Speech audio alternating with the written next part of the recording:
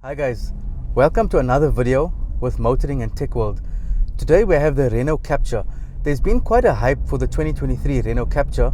In this video, I think this is quite an important video for you to watch if you were watching the new release of the Renault Captur quite closely. And in this video, I'm going to go through some very important aspects, so watch till the end because it's going to be extremely practical from the driver's point of view. We'll go through the exterior and interior, but I'm going to point out not really technical items, but very practical and very important items that you should consider if you actually want to buy this car for yourself, or if you just want to know what is the new 2023 Renault Captur all about. So guys, welcome again. Before we start this video, I'd like to please ask you guys, if you are a returning viewer or a new viewer, welcome to this video, and please can you hit that subscribe button. It really means a lot to the channel and I will really appreciate it if you guys can capture that subscribe button on your screen now. Thank you very much. Guys, the Renault Captur. So the biggest difference from the previous edition of the Renault Captur is the exterior. Now, if you look, it's a beautiful sight. It looks stunning. It's got black cladding around the 17-inch alloy wheels. It's got very nice LED lights on the top spec, the Intense model which I'm driving today. You do have LED lights all around. You do have daytime running lights. You have keyless entry. There's a lot of, you got a nice touchscreen infotainment system. So in the Intense model, you do get quite a bit extra. You are paying about roughly 50,000 extra. So the car will cost you about 450,000, not 450 Rand. So 450,000 for the entry level, and then for the one I'm driving today, which is the Intense, it'll cost you close to 500,000. We'll talk about that later, right? The price. So if you're looking at the exterior, a big point about this car is the boot space. Now remember, in a lot of previous reviews, I talk about the car as a whole. Something that comes to my mind straight away now is the Lexus. Let's speak about that a bit. So the Lexus UX 250 Hybrid, it's an absolutely amazing car, but it lacks a boot. This one might be the other way around. It has an absolutely amazing boot, 536 liters. I'll explain to you how to get the 536 liters just now. There is a few things that I particularly don't like about the Renault, and I feel that it's very important for me to bring this to your attention if you want to buy this for yourself. So let's speak about the drive. I will tell you a few things about the interior, but as we go, I will show you snippets of what I'm talking about, right? So just stick with me, guys.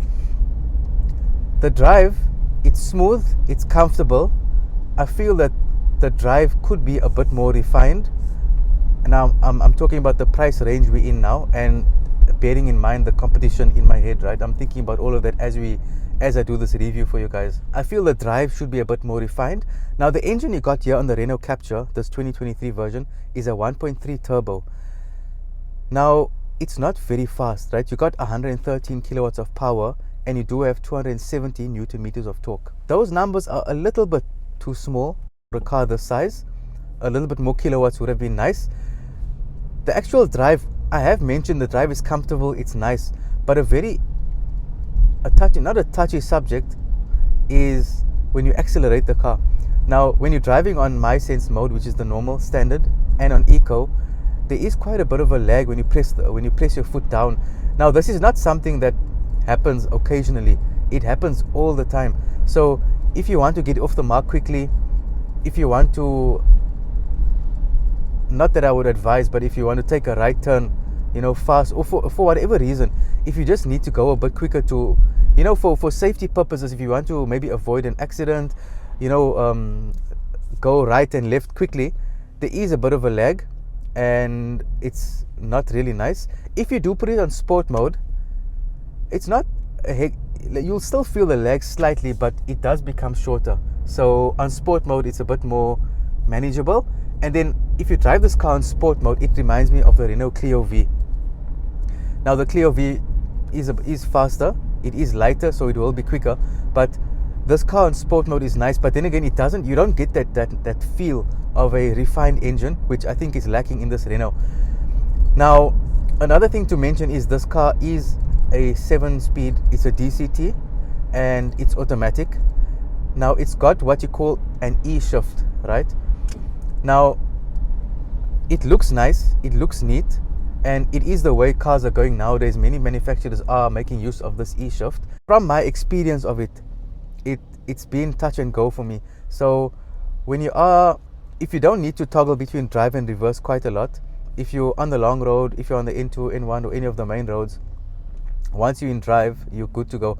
But if you are driving in traffic, if you are in stop and go conditions, and maybe you need to make a U-turn, or for whatever reason you need to toggle between reverse and drive, so it's not as sensitive. Now this might be a good thing, because if it is very sensitive, you don't want this car just changing all of a sudden into drive from reverse or vice versa, right? But sometimes if you need to reverse, and maybe you're parked in a specific position, right? You parallel parked somewhere, and the car in front of you might be a bit too close for your liking, and you want to actually reverse. So you put it in reverse, you think it's in reverse, but then you press, it goes forward.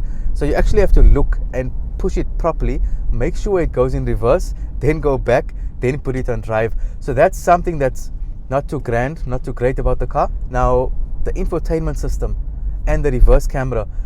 As you can see, there's quite a bit in this car that I need to go through, and I feel it's very important for me to bring these to your attention. And please, guys, comment below if these are important things in a car for you. I'd really like to get your input and on the types of things that I am picking up, right? Let me know your thoughts about it.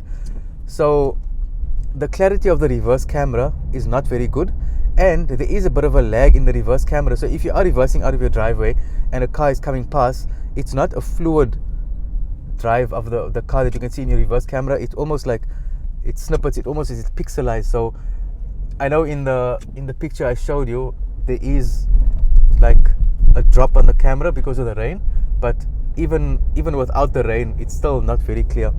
The infotainment system, it's not very responsive. So when you're swiping, if you're on the navigation and you're swiping, it is a bit of a lag. It doesn't move smoothly also. And something that, as far as I can remember, hasn't really happened in any other car, but this car, for whatever reason, I'm not sure. Now guys, I have a small disclaimer here. It could be my USB, I'm not sure. For some reason, I'm not sure, but the car is not picking up my USB. Now, on some occasions, I do when I put the USB inside the car, I keep it on, right? And when I stop driving for the day, or I start driving the next day, or if there's a pause between driving, I put the car on, and sometimes the USB comes on automatically, which I like, but mostly I have to almost reconnect it. So what I have to do is take the USB out, put it back in, click on source, click on USB, and then it comes on. So guys, I'm not sure if this is USB dependent, but I haven't experienced this in other cars.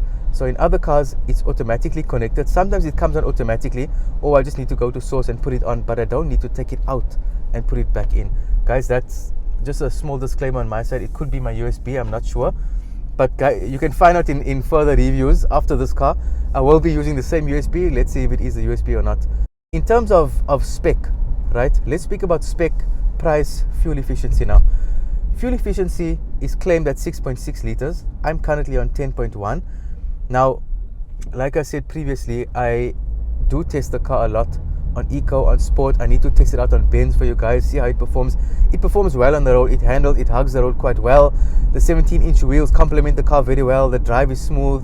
Other than the lag, and maybe a little bit of refining that the engine might need, I'm not too unhappy about the drive and all of that. Comfort, in this top of the range intense model, you do have a partial leather and cloth seats. Now, I have no complaints about that. I'm sitting comfortably. Let me put my head back. It's perfectly fine.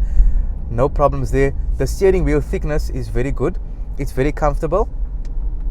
The digital cluster as a whole is very nice to look at. It's neat. Everything at not your fingertips, because it's not touchscreen, but in your line of sight. So very easy, and nothing bad to say there. So overall, it's a mixed bag. But wait, let me talk about the boot now, guys. This is something that is definitely worth mentioning, and is, I would say, the biggest plus point in this car is the boot. Now, the boot, you can get over 400 liters standard, right? But now, let me tell you, how do you get the 536 liters that Renault is saying that this car has? Now, at the bottom of the boot, there's a like a compartment you can actually pull. Now I've pulled that thing out already, so if you're looking now, you'll see it's the complete boot. Now I've pulled that thing out already, so you're increasing the boot space. And there's a lever here at the back seat. You can actually move the back seats forward. Now you will lose some leg room, but if you don't have passengers and if you want to get additional items in your boot, you can move that back seat forward, lift up that compartment, and you got 536 liters of boot space. Now that is the biggest in the segment. What do you guys think of that? Now I think that's a big selling point of the car, but all things considered, you got a huge boot, a bit of a lag in the drive, but I'm not saying that it's a terrible drive. It's a good drive. Once you get over the lag, it's fine. If you're looking for a neat family car, it's not the biggest SUV, it's a compact SUV with a good boot space, with an averagely good drive. I'd say this Renault Captur is quite a good pick. The only thing is, should it have been priced where it is? Because it's not mid-range, I'd say it's upper middle range. Because if it was like maybe 350 to 375, I'd say that it's maybe well priced and great value for money. But at 450 to 500,000, it is a little bit steep, I'd say. So what do you think of the price? Because you can get, I would actually tend more towards the Renault Kiger. And if I don't have a family, or if I have 1 or 2 kids, I would maybe go for the Renault Clio V. It's a quicker drive, and although you're lacking in boot space, in terms of the Renault Captur, the Kiger, if you're going for the Captur, you can maybe, I would say the Duster is a better option. It's diesel, it is more fuel efficient, also got a good boot. I do have a review of the Duster, I will link it down below. That is my overall perspective of the Renault Captur. I really hope that I captured you guys' attention in this review and that you enjoyed it, and it gave you clarity on what the new 2023 Captur is all about. So guys, if you found value in this video, please hit the subscribe button. It'll really be amazing for the channel and for the cars I can bring you guys. If you are still watching now, please take a pause for a second, press that subscribe button, please guys. It'll really capture my attention, because then I'll see the subscriber count going up, and then I'll be able to bring you guys more cars. And watch out for the next upcoming reviews, some amazing cars coming up. If you are a Renault fan and maybe you did not like this Captur, it didn't live up to your expectations, have a look at the Renault Duster, check out the Renault Clio V, check out the Renault Koleos I got on my channel, and I've got the Kiger. So quite a bit of Renault cars. Have a look at them and leave a comment below on this video. Let me know your thoughts on the practicalities I mentioned, what I mentioned about the lag, about the drive, fuel efficiency. I really like your guys' opinion. A lot of people have requested that I do the Renault Captur review. Here it is, guys. Let me know in the comments what you think, and remember to subscribe, share with your friends, hit a like on this video if you like the content, and I will see you guys in next week's video.